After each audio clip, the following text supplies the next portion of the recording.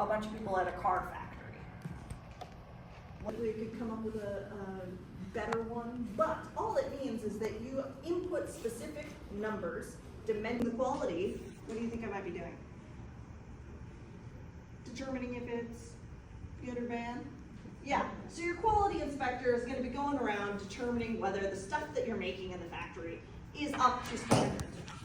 Your technician is going to go through and actually test all of the electrical wiring and stuff to make sure all of it is working in the plane. Your assembler is actually putting the things onto the plane.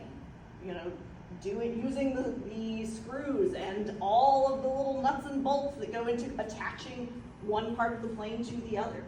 Your floor supervisor is in charge of essentially all of the workers and making sure everybody is happy, everybody's able to do their job, everybody's taking breaks, that sort of thing. Come on in, folks. If you want a coloring sheet, feel free. The machinist. Does anybody want to guess what maybe a machinist does?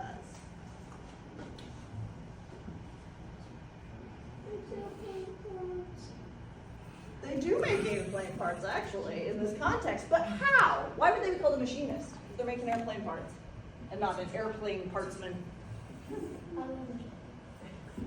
Why? So you have a programmer who goes in and programs the language in the CNC machine and enables us to give it commands. But the machinist actually goes in and figures out, okay, this is the material I'm using, this is the part that I need to cut out, and I'm going to be controlling the machine. And the reason we need a machinist to do this is because airplanes are made of millions and millions of tiny aware, because it's so hard to tell what that would even do. Now, I imagine if one, part of it is difficulty. Think about the kinds of materials we use in aerospace manufacturing. Aerospace manufacturing works. This is a large piece of metal, possibly titanium, possibly something softer like aluminum.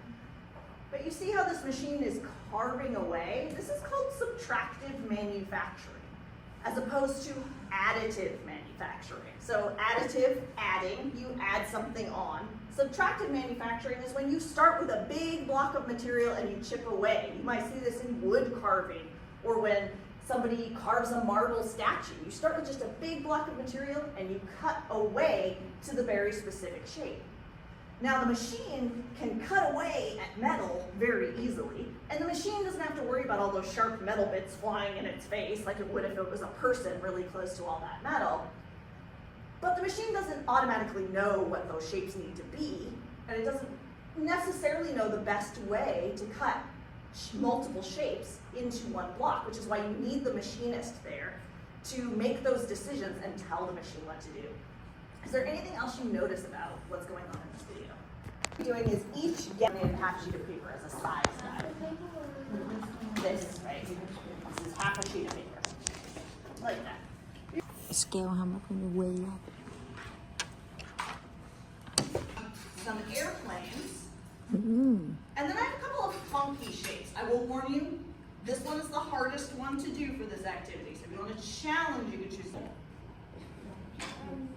A rocket ship? What would you like? Rocket ship. These are kind of like space shuttle rocket ships to refer back to in determining. And that way, you aren't comparing your shape to maybe somebody else's shape, because somebody with a different shape might be able to make more shapes than you. That doesn't necessarily mean it's better. It just means it's a different shape. and sometimes it requires more material. ไปกำเงินเลยนะ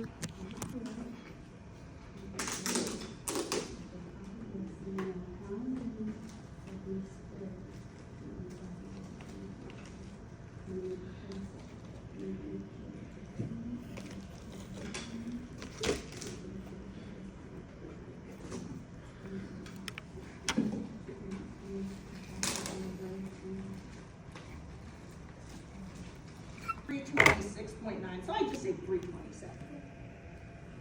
So, what I want you to write down once you've measured, and there's not a spot for this on the sheet, but I recommend either write it out of the bag to weigh it.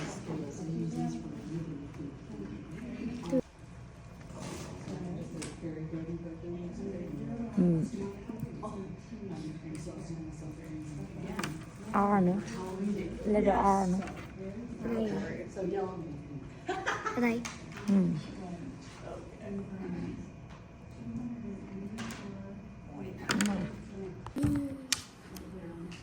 So now that you've recorded your weight, you're gonna wanna roll out your dough. Now the instructions.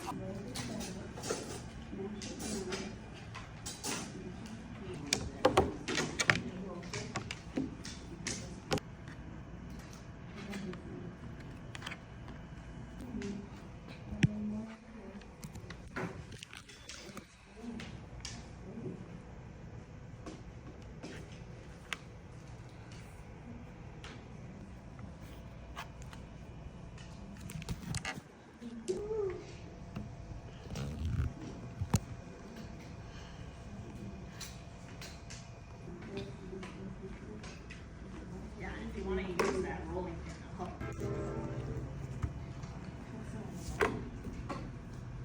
There we go, that's a good start point. Let's see, how many do you have? You had 6 of this right?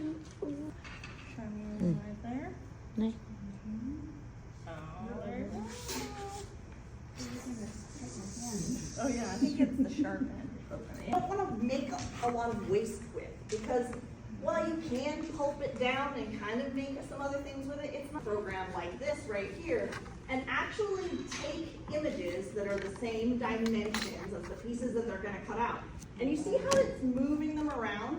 The piece that they're essentially telling the machine to cut out, and figuring out how much of this space of this material can I use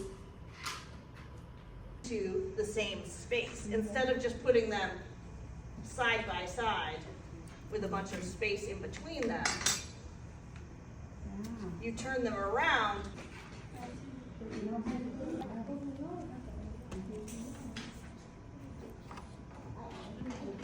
Even more with less space. Nice. Did you beat your